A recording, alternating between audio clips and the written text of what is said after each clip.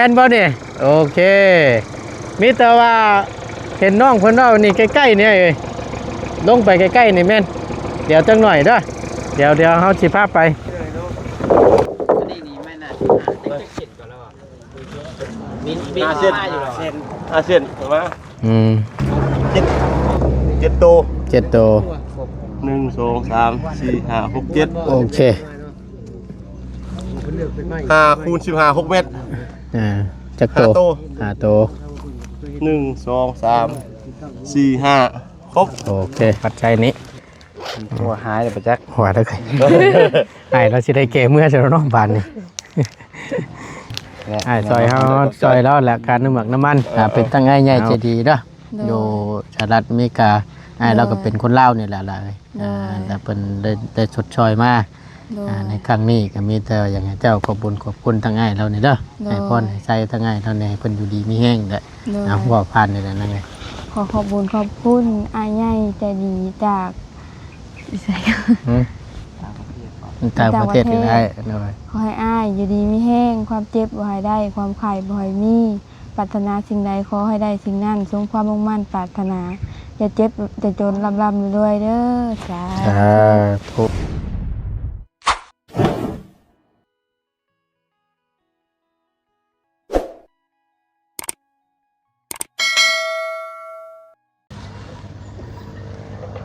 เอาพี่น้อง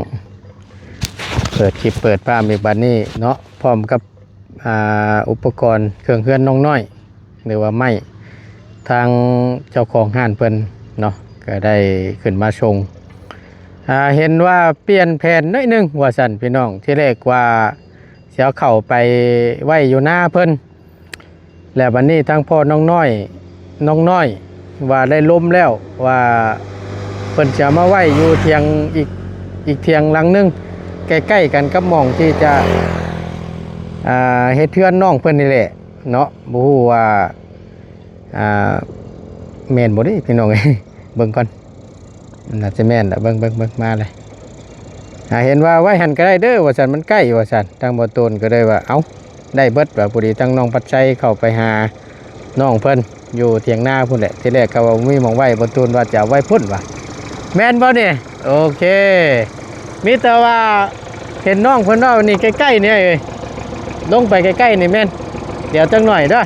เดี๋ยวเฮาสิพาไปน้องปัจจัยกำลังมันนั่นอยู่พี่น้องเอ้ยไปหาทั้งน้องน้อยเพิ่นพอดีทั้งบ่ตูนออกมาแต่น้องอูน้องอี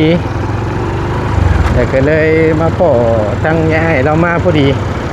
เนาะนี่มันมีอยู่เตียงหลังนี่พี่น้องพอเพิ่นล้มน้ำแหละว่าสั่นเพิ่นเอาไว้หั่นก็ได้ว่าสั่นทางบ่ตูนก็เลยเอาแต่ในเมื่อเพิ่นล้มแล้วก็บ่ยากว่ะนี่ซีเมนต์หลังนี่แหละนี่พอปูนปีนยังมีครบเบิด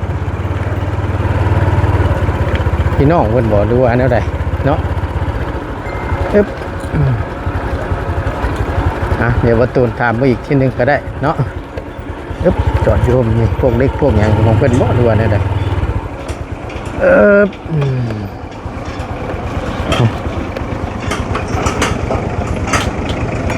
โอเคเอากับเพิ่นยืมแล้วใครอยู่ได้เนาะยืมคืนเนาะก็ยืมไปเลยนี่พอแห้งแล้วโดยพอมันใกล้แน่ฮะนะเนาะเอาเดี๋ยวถามเบิ่งกันทั้งพ่อแล้วก่อนสบายดีเด้อพ่อเด้อสบายดีมันพอดีว่าทั้งพ่อน้องน้อยเพิ่นได้ล้มน้ำทั้งเจ้าล่ะบ่ว่าเพิ่นอยากมาฝากไม้ฝากหยังนะเห็นได้มาล้มกับฝากได้บ่ทั้งพ่อน้องน้อยยังบ่ได้ล้มบ่ซะยังแหละมันจะโง่ล้มเกินนะห่านคือจังว่าเห็นน้องเพิ่นว่าอันนั้นแหละว่าซั่นน้องเพิ่นบ่เฮียบ่พูดกันใหม่มันจะหายหรอกเพิ่นก็ดูแลอยู่ดอกโดยด้วยจิตใจเนาะเจ้ามีเพิ่นถึงก็คือนี่แหละมาในฝากก็ดูแลจากกันแล้วบ่เสียคือว่าเสียมันก็ขาดก็เฮาก็เลยว่าถามมังกรว่านะยันว่าเพิ่นรับว่าดูแลมันฝากได้แล้วก็ลงมาเลยเป็นยังล่ะโอเคเลยกันอยู่ดอกบ่เป็นยังหรอกใครอยู่กันนะใช้กันเพิ่งกันเนาะโดย ฝากสามีเขาก็ไปแบกไว้ไว้ซะก็ไปกินข้าวน้ำเมาไว้มันก็บ่ชิดเวียกบ่ได้ดอกนะ โดย เป็นนั้นบ่เสียค่าเทอมหรอกเนี่ย มองได้ถ้าสมมุติว่าลงบ่ เด็กไปเลยแล้วนะ ข้างๆนั่นบ่ ใช้ก็เอาลงนั่นแหละมันก็ที่กว้างอยู่ โอ้ ไปนี่เลยนะ ที่กว้างสะดวกที่เจ้าเวลาเอาขึ้นน่ะนะ โดยยันว่าถามเบิ่งก่อนว่ายันว่าไว้หมองได้ดีหั่นน่ะแต่ว่าลงอยู่นี่น่ะไล่เนาะโอเคใกล้ๆเตียงแล้วเนี่ยพี่น้องเอ้ยมุมตรงนี้วางตรงนี้แล้วภาคปลามิกไปนี่หน่อยนึงนะพี่น้องเนาะเอากราบสำบายดีและสวัสดีครั้งหนึ่งเด้อพี่น้องเด้อพบเจอกันเนาะช่วงสวยๆฮะ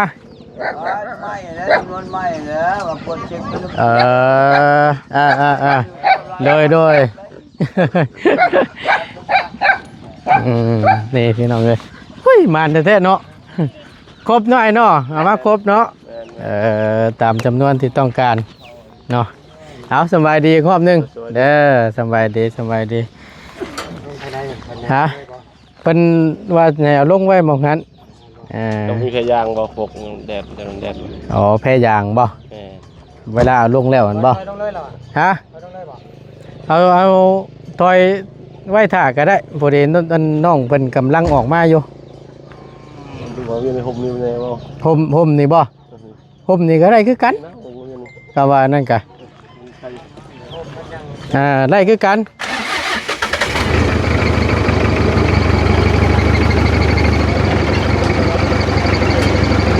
เอาวางหญ้าไปสิก็ได้บ่ไม่ผมเคยยังว่าจะคลองนี่เนาะนะว่าจะคลองไว้เอาไม่มาห้องห้องเนี่ยหนึ่งบ่เดี๋ยวเขาถามมันก่อนตัวเอ้ยอันว่าอันไม่นี่ได้ไปเฮ็ดหยังอยู่บ่เพราะเขาว่าเขาว่าบ่ได้ไปเฮ็ดหยังเขาจะยืมมาห้องอันนี้นะได้อยู่เนาะโอเคซะนี่แหละไอ้ห้องฝากไว้ก่อนเอาจังงั้นนี่นะสามอันเนาะ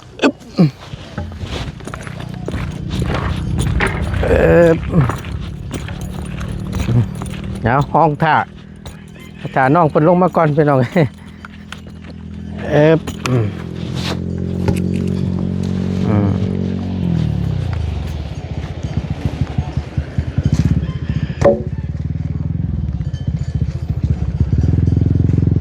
อเคเดี๋ยวถ่าจังหน่อยเด้อให้จังหน่อย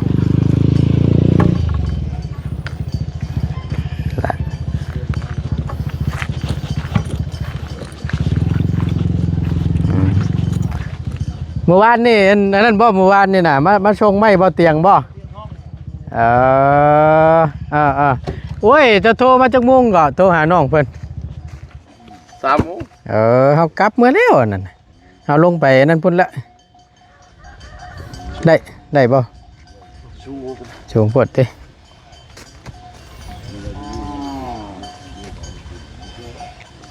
เอาตัวใดดีซะ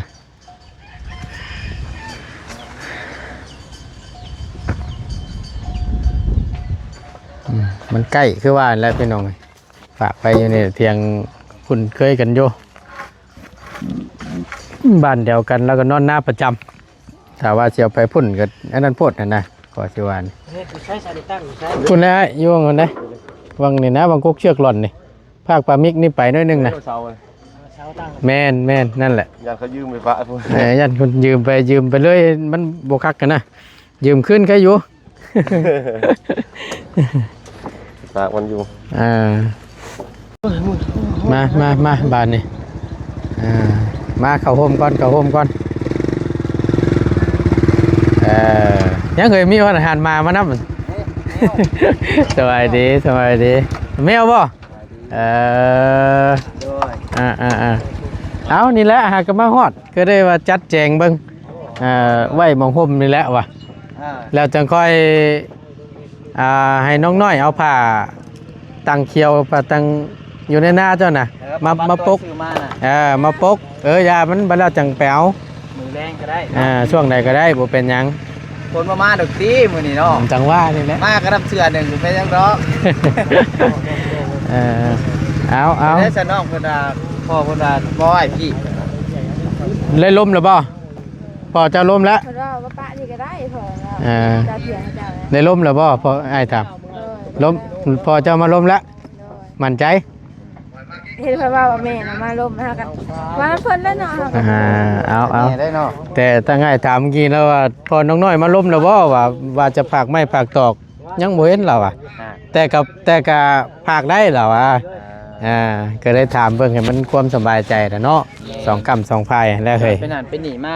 สิโทษผมบ่ได้ได้ แม่นนะ เป็นนั่นยัง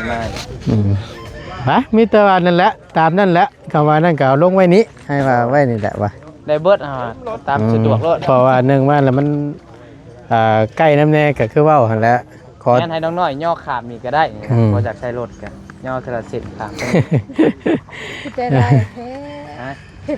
ได้ ได้ เอามีแต่เอาลงเท่านั้นแหละไปหมดละเอาลงสบายดีเพื่อทุกคนบ่พี่น้องเลยซอยกัน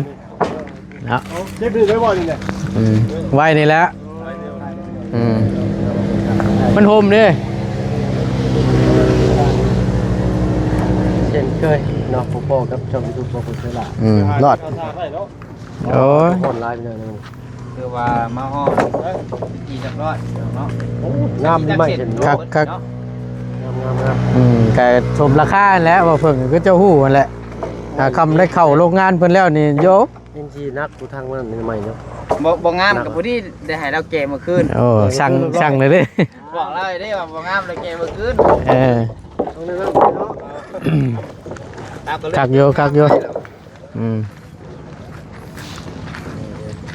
พอแน่นอนแหละคำมาเข้าห้านเพิ่นแล้วก็เลือกมิตรเกตเอแหละพี่น้องเลยจำขี้ได้แล้วก็คงสิบ่ชื่อนะเพิ่นว่าผัวมาขายแล้วก็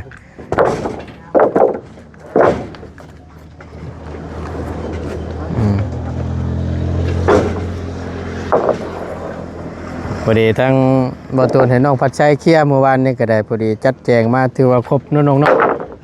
ตามบินตัวทั้งบอดี้ส่งมาให้เนาะ แน่ โอเคก็คือ ไปก็บ่สร้างเพิ่นหั่นแหละ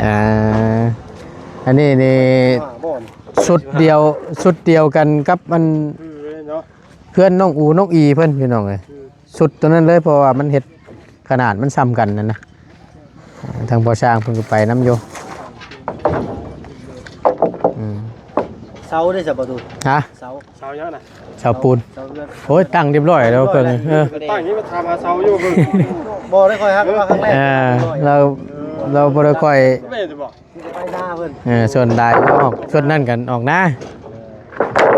มาบัดนี้ตั้งเฮือนเด้ติ แม่น มาก็อยู่แต่เรื่องนี้เลยเนาะ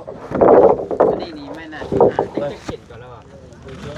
มีมาอยู่หรอ เส้นมา บริจาคเงิน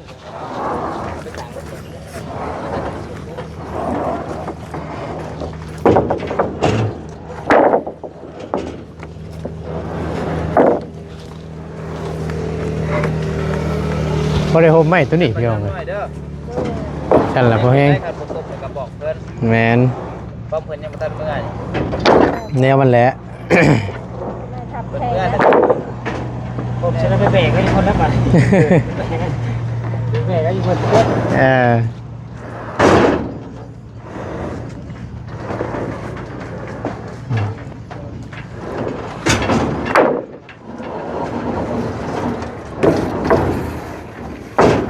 ชิปเนาะมาคือ12ลองเลย งามอยู่บ่มันจะต้องให้ทุกคนและพอบอกต่อข้างหน้าว่าจะให้ลูกค้าเลยถ้ามัน หน้างานเลยดิ แมนได้ให้ทุกคนมาแล้วได้กันให้ลูกงานนะแต่ปื้อ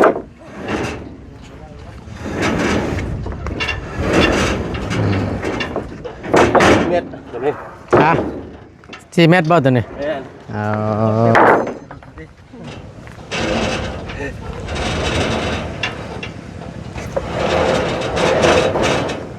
ปนบ่นี่ แข้งหาป่ะ แกง โอเคโอเค เจ็บโตครับนะ อ๋อ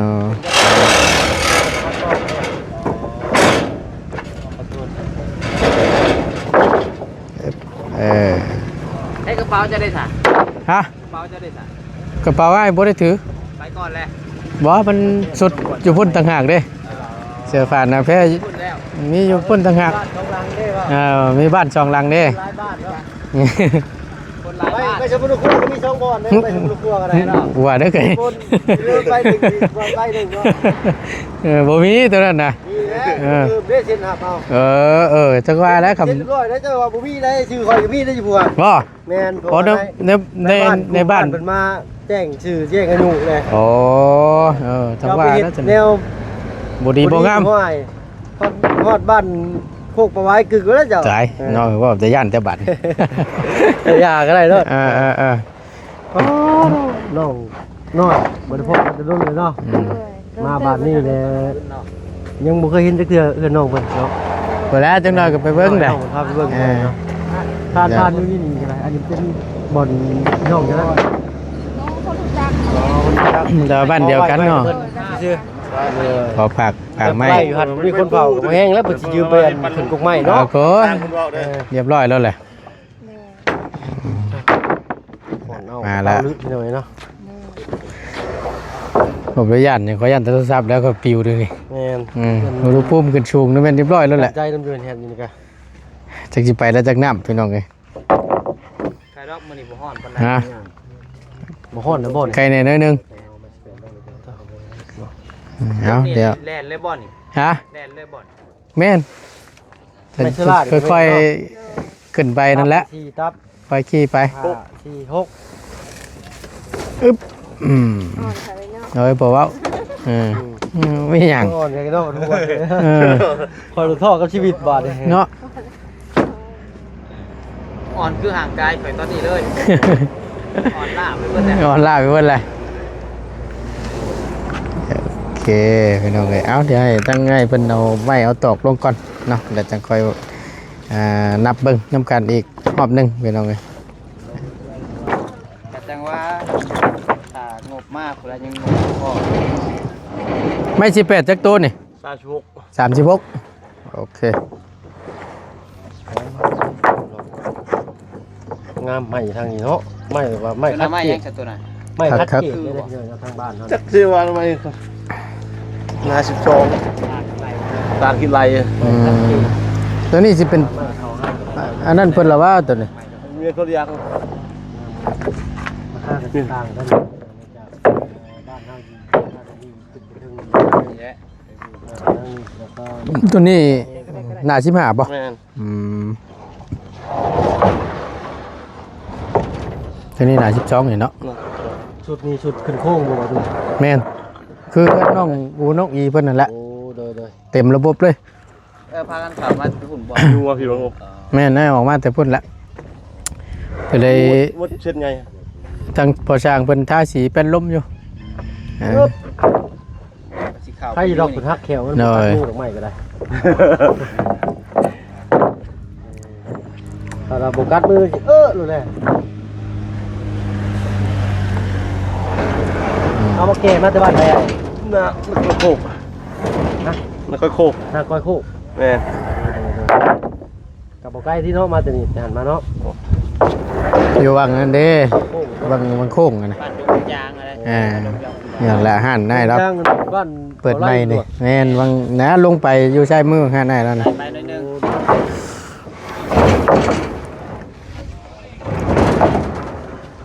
แก่ไม่มากที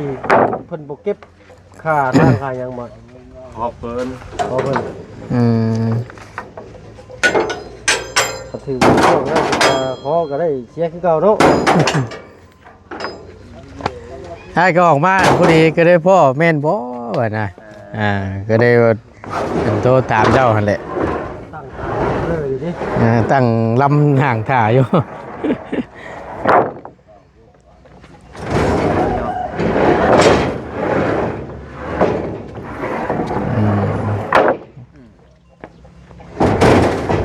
งามบ่ ครับ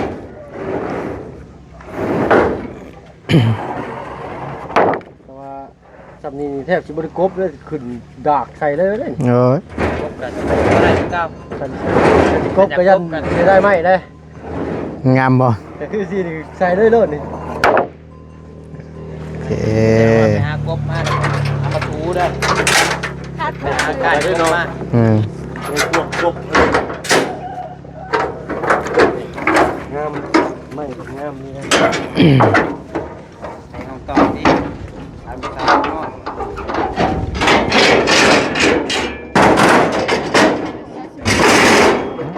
มันเป็นระบบของเพิ่นเดินี่ เออ ใช้เช็คเรื่องหน่อยเด้อเด้อ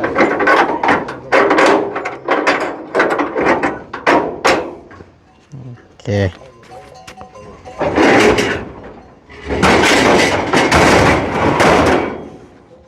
เด็กขายส่งเนาะ บ้านะ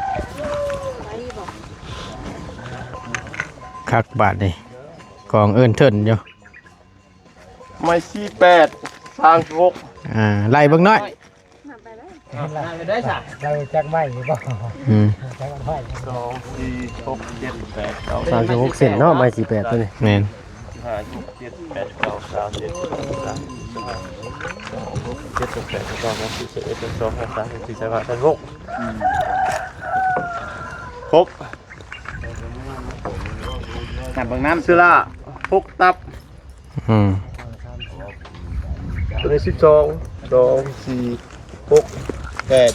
12 8ผู้เป็น เป็นเจ้าเป็นหรือไม้สลา ไม่5พูด15 7โต 7ตัว 1 2 3 4 5 6 7 โอเค เลือกเป็นไม้ 5คูณ15 6เมตร จัก 5 โต โต 5โต 1 2 3 4 5ครบ โอเค 5คูณ12 ยาว6เมตร 6โต1 2 3 4 5 6 โอเค 5คูณ12 4เมตร6โต ตัวนี้ 1 2 3 4 5 6 ครบ ครบตามจำนวน เบิดเนาะ หมด โอเคสัน เช็คคืนกัน ใช่ขอบใจละ มิตรเอามาพอดีละบันนี้ยันในเมื่อครบแล้วก็สิจ่ายเงินจ่ายคำทั้งไอ้ายเราก่อน กลับบ้าน อ่า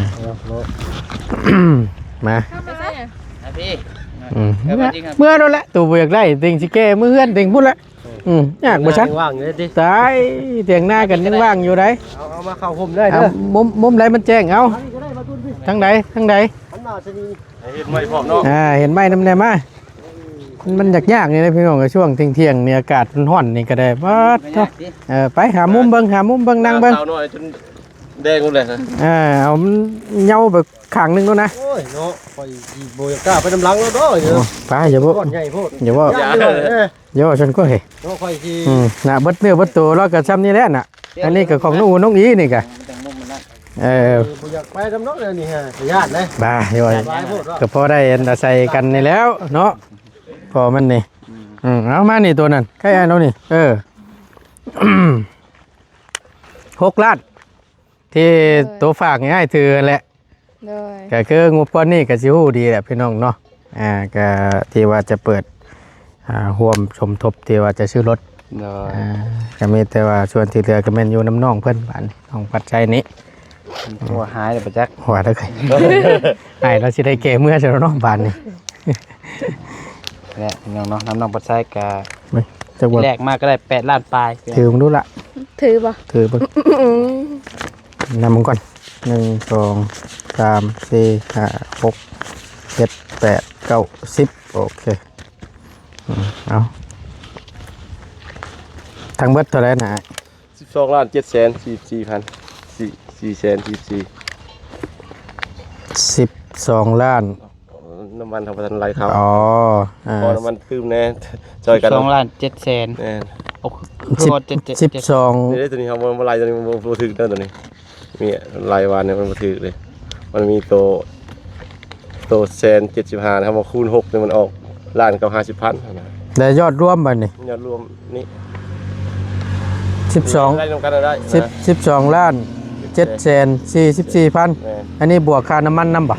ยังเพิ่งบวกค่าน้ำมันนะ ยังบ่ทันบวกอยู่ แม่นเฮาคอน้ำแน่ ตัวมันใส่หลายน้ำมันนะ อืมเมื่อวาน วันนี้หาชั่ว บ่มันไล่ตัวนี้ผิดเด้เฮาไล่มาไล่คืนนะ อ่า ไล่คืนตัวนี้แต่ผิดไล่เบิ่งไล่นำกัน อ่า ไล่นำกันบ่เป็นหยัง ตัว ไล่เบิ่งเอาใส่ ตัวนี้เนาะ แม่น ตัว5คูณ12นี้ แม่น แม่นบ่ 175เฮาออกแต่700,000ว่ะ6ตัว700,000มันบ่ถึกนะ มันต้อง1ล้านกับ50,000 อืมเอาคำว่าอ้ายได้ครบแต่ก็ ไล่คืนได้มาไล่คืนไล่นำกัน เอาเบิ่งเอาอันเครื่องคิดเลขเอามาเบิ่งอ่ะเนาะนี่จะบอกเครื่องคิดเลข เอา โทรศัพท์ตรงเสือจ้ะนั่นบ่ตูน นะ ต้องไล่เบิ่งอันรายละเอียด แล้วก็สิบ่ตัวแล้ว แล้วได้แล้วก็สิบ่นั่นล่ะวะเห็นว่าก็ได้แต่ดอกลาด ครบก็ว่าครบแล้ว ให้บ่ดูไล่เห็นตัวเลขเลยนะเอาชุด ตอน มา ตอนที่ว่าไล่เมื่อวานนี่ตั้งง่ายแล้วลืมไล่อันนี้เนาะ บอสที่แรกครับว่านี่หาได้ทำกันหา12ล้านกับ3แสน แม่นนี่ 4,000 ตัวนี้บ่ทำมันไล่คืน แล้ว 175คูณ นี่ตัวนี้ บอกตัวนี้ นี่นะคูณตัวนี้ โอเค คูณ6เนาะ คูณ6 นี่โอ้ยผิดละ175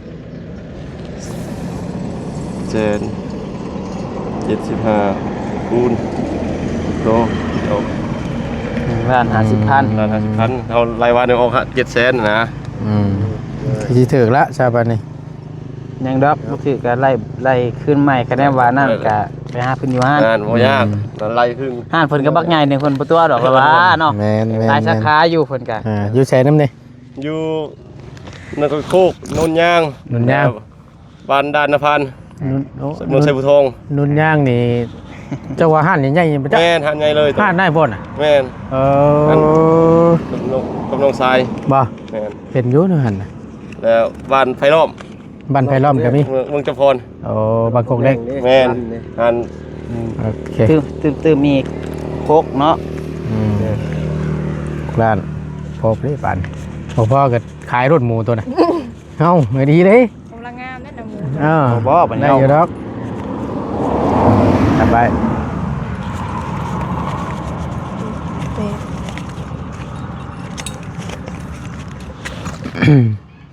เก้า ให้เบิ่งประมาณจังมุ้งไอ้มาออกมา ออกประมาณ10 โมงอยู่ เอา มาหอนาไอ้น้องพนักงานอยู่หันรัดอีกหน่อยนึงในวัดอะไรหั่นโอ้ยไปซอยได้ไปแกไปให้เขาขอบคุณพี่ดอกว่าไปซอยเขาตรงนี้ว่า เป็นก็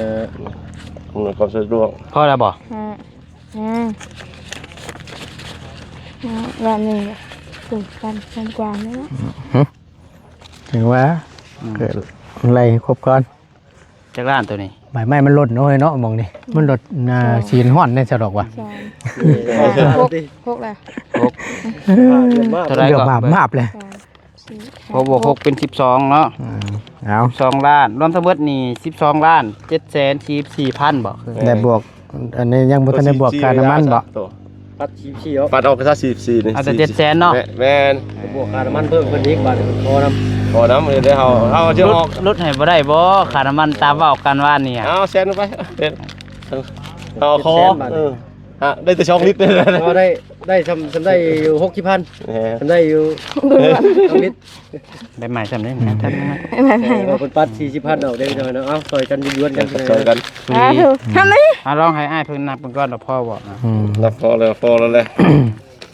แต่ไฟพอละ1 2 บ่นับเบิ่งน้ำเด้อแหนมนี่ก็เด้อ เชิญมาพ่อเลยอยู่เนาะ ป้ายมันเป็นของเพิ่นอันตับมันเป็นของเมีย นับเบิ่งก่อนก็ได้บ่เป็นหยัง เอา นั่งน้อยจับก่อนตัวนี้ จับที่แรกเลยไหน 1 2 3 อันนี้โมเมนต์ยังได้ให้เพื่อความชัวร์สองคำสองพายนะพี่น้องเอ้ยเฮานับเบิ่งอีกเทื่อนึงถ้าง่ายเพิ่นนับเบิ่งอีกเทื่อนึงต่างคนต่างว่าครบแล้วก็โอเค ได้ นี่ จอยบ่ครบตำลังเลยบ่มีหายได้บัดนี้ 4 5 6 กำเลยบ้ายออกแน่เลย 10 เมื่อนับคืนว่าบ่ครบนี่ก็ยก สิได้นำนางน้อยนะ ก็มั่งเลยเฮา 3 4 5 6 7 8 9 10 นั่นแหละ 3 คือว่าในเป็นของคู่มือนี่ก็มีแต่เรื่องเพลงเครื่องกันใช้โยไปก็ได้ 1 2 3 4 5 6 7 8 9 9กับใบหนึ่ง ครบ ครับใบหนึ่ง ตกใจ ใบหนึ่ง เนาะเอา อีกใบหนึ่งบ่ แมน ยังอีกใบหนึ่งอยู่รถบ่ได้บ่ เอาต่างช่วยกันเท่านั้นแหละจ้ะซอยเฮาซอยแล้วแหละการน้ำหมักน้ำมันเอาโอเคเอาถ่ายรูปมันสักหน่อยมา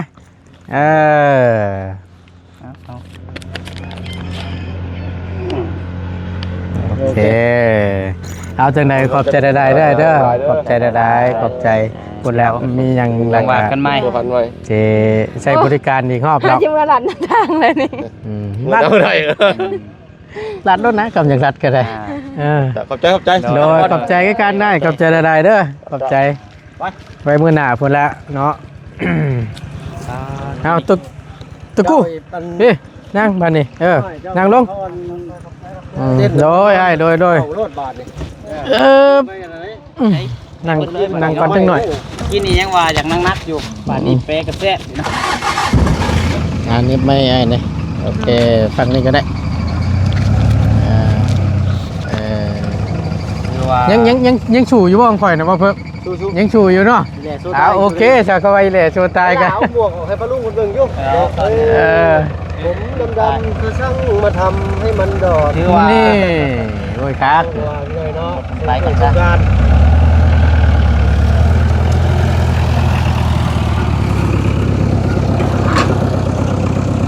ไปขาแล้วอยู่มันเนาะ คือว่าไม่นี่ครบเนาะ ครบ น้ำเพิ่มพี่น้อง ตามจำนวน โดยเป็นเงินกับที่แรกพื้นไรเมื่อวานนี่12 ล้าน 394,000พี่น้องเนาะแล้ววันนี้เพิ่นรับเพิ่นรายพิษและเพิ่นรายใหม่อีกตกมือนี่12 ล้าน800,000รวมทั้งค่าน้ำมันเกือบ13เนาะ เลย เกือบ13 ล้านเนาะเกือบบ่พอ เสร็จชิวดิ เสียดซิว คนคู่เย่ยรถเหรอเขาว่านกมันเป็นคนคู่เย่ยแล้วนะ เอาเดี๋ยวว่าได้ครบในส่วนนี้ก็โอเคแล้วเดี๋ยวว่าโล่งใจอีกขั้นตอนหนึงเนาะเพราะว่าให้มันเห็นทีละอย่างที่แหละพี่น้องว่าได้เฮาก็เอาตามงบคือเว้าหั่นแหละได้สำใดก็เอาสำนั้นเฮาจะได้ฮู้แจ้ง FC นำผู้ใหญ่เพิ่นได้เห็นนํกัน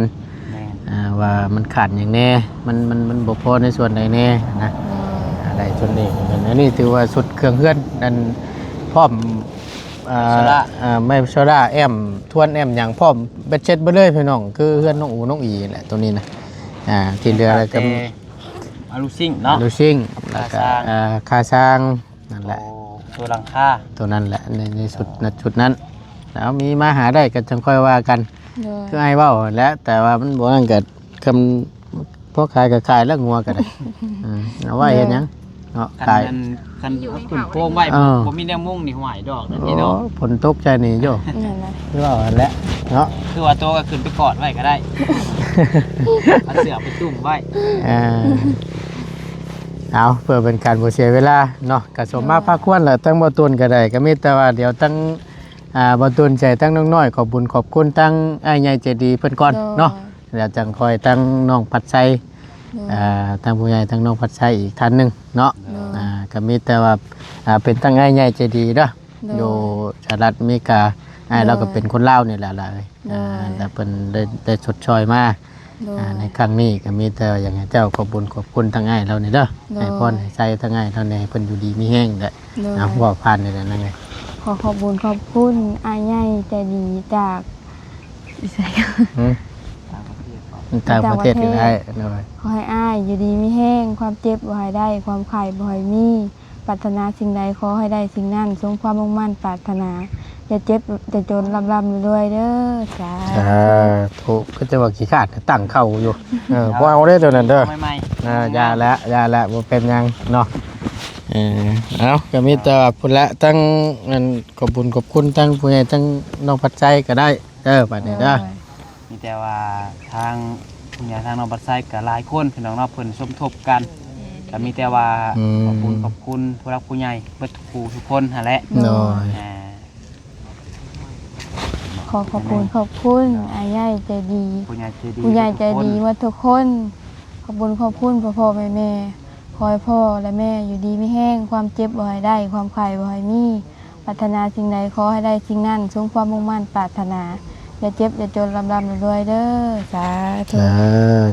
สาธุเนาะ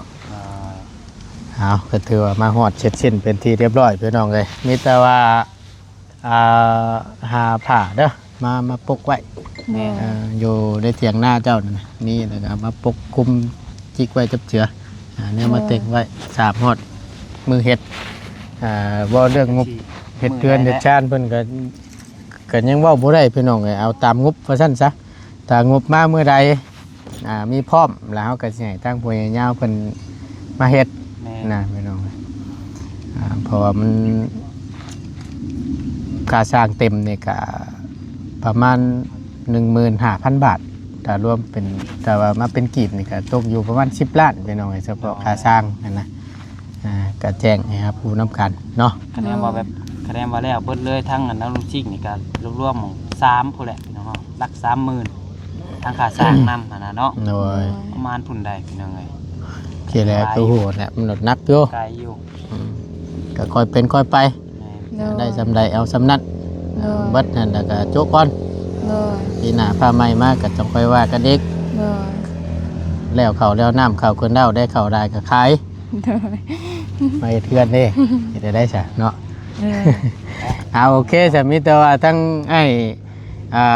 ขอตัวลาก่อน เด้อกันนั่นแหละพี่น้องเนาะ ลำลาแล้วบาดนี่เนาะ เดี๋ยวว่ามาส่งไม่ก็มาส่งเป็นเทียมห้อยปลอดภัยมาถึงแล้วพี่น้องเนาะ ไปเดี๋ยวเอาสบายดีทั้งไอ้นี่เด้อโอเค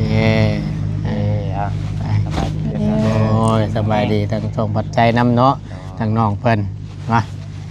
สวยกันนี่แหละน้องให้ทางให้ขึ้น เอาโอเคพี่น้องไอ้ทั้งหมดตุนก็ถือว่าได้เฮ็ดหน้าที่ในจุดนี้ก็ถือว่ามาฮอดจอดเทิงเนาะแล้วเสร็จสิ้นเป็นที่เรียบร้อย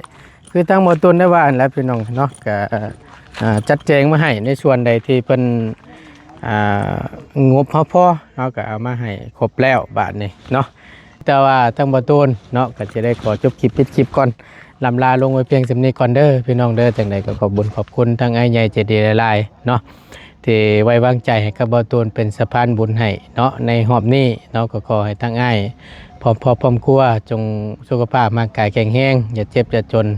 ขอให้ร่ำขอให้รวยได้เด้อไปใส่มาใส่ขึ้นเหนือลงใต้ก็ขอให้เดินทางตลอดปลอดภัยเนาะตลอดปีและตลอดไปเนาะสาธุเด้อพี่น้องเอาสิ่งที่ขาดบ่ได้เนาะก็คือตั้ง FC ขอบคุณเช่นเดียวกันที่คอยผลักดันทั้งหมดตูนเนาะเบิ่งคลิปให้โดยบุขามโฆษณาขอบคุณในไลน์ลำรวยอยู่ดีมีแห้งพี่น้องสำหรับคลิปนี้บ่ตูนเดินทางก่อนบ้านนี้ว่าจะขึ้นเชฟปูนเด้อพี่น้องเด้อทั้งพุ่นก็ว่าทั้งทีมงานก็คือจังว่าค่าไม้ค่าตอกนั่นแหละเรื่องเพื่อนน้องใจดีเดี๋ยวขึ้นไปเบิ่งก่อนเป็นอะไรแล้วก็กำลังเดี๋ยวสิแบ่งลงมาทั้งพี่น้ำพี่น้องแลนพุ่นแลนพี่เนาะเอาจังใดก็ฝากเป็นกำลังใจและติดตามรับชมคลิปอยู่ทั้งพุ่นน้ำพี่น้องไอ้เพราะว่ากันเนาะแลนพุ่นแลนพี่และบ่ตูนก็ได้ได้เบิดเนาะเอาอยู่ดีมีแห้งสบายดีเด้อพี่น้องไป